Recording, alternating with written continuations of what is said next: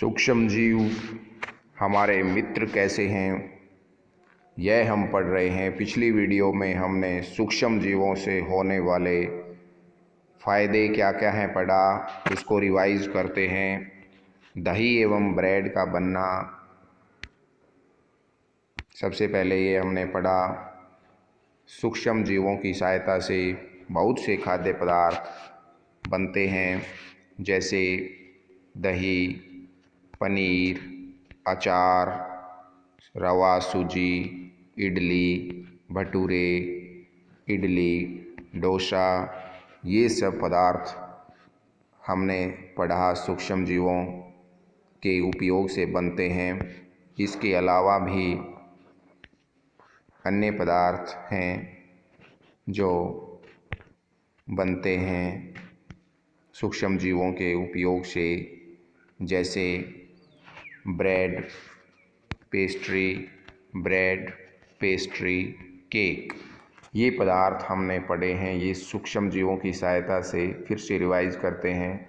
दही, पनीर, अचार, bread, pastry, cake, bhature, idli, dosa आदि पदार्थ सूक्ष्म जीवों के प्रयोग से बनते हैं।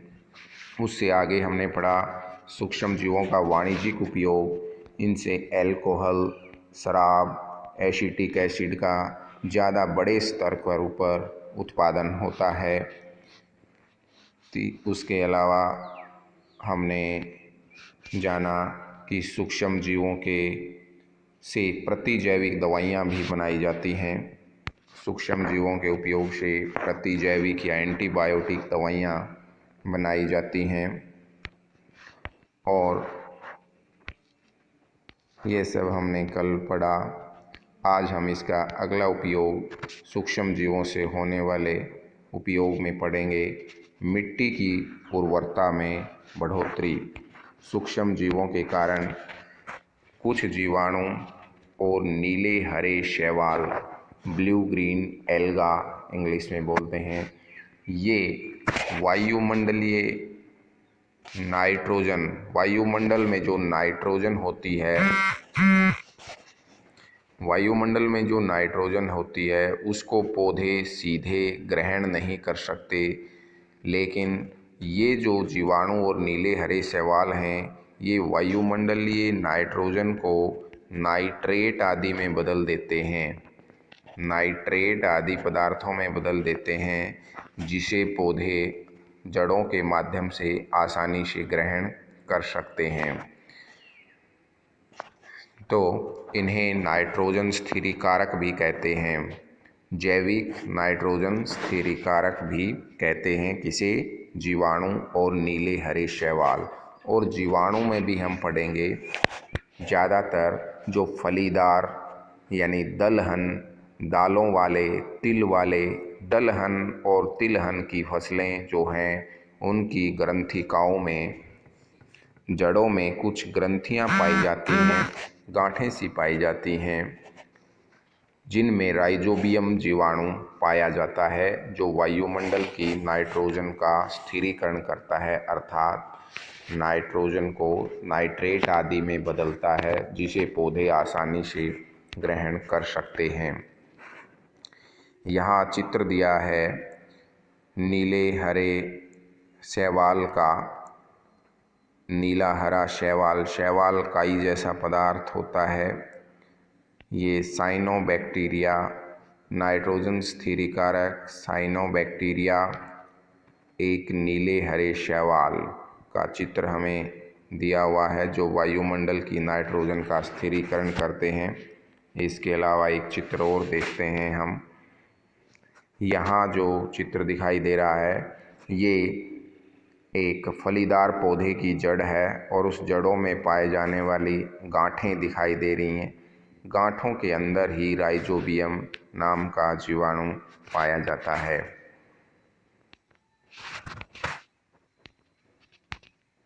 ये जो गांठें जिसी भी हमें दिखाई दे रही हैं, ये सभी गांठें जो हैं, छोटी छोटी गांठें, इनके अंदर राइजोबियम जीवाणु पाया जाता है, जो वायुमंडल नाइट्रोजन का स्थिरीकरण करता है।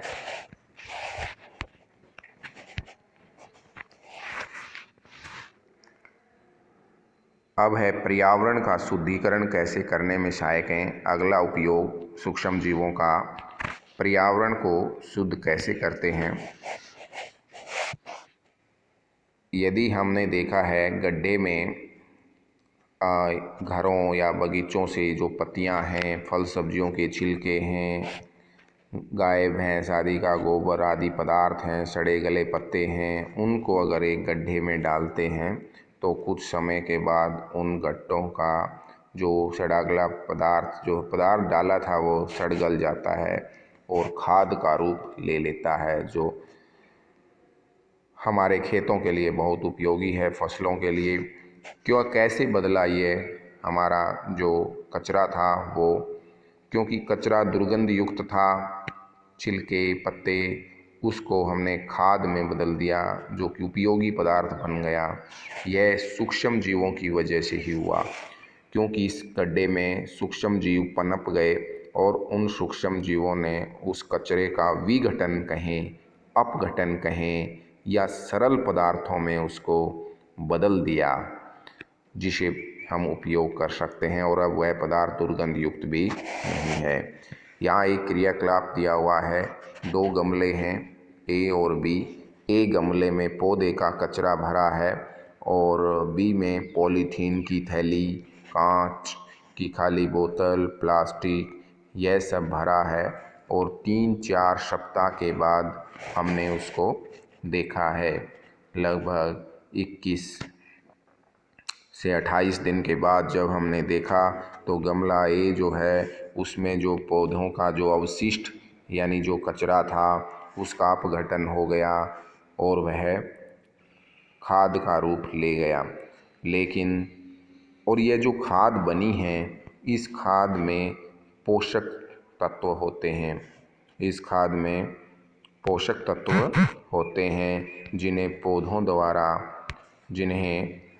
द्वारा उपयोग कर लिया जाता है। पौधे के लिए बढ़ोतरी के लिए बहुत अच्छा पदार्थ खाद है। लेकिन जो हमारा गमला बी था उसके अंदर पॉलीथीन की थैली, कांच और खिलौने, प्लास्टिक, यह सब जो है नहीं गलता है, या ये कहें कि इनका अपघटन नहीं होता है, या ये कहें कि सूक्ष्म जीव इनका अपघटन करके उसको खाद में नहीं बदल सकते।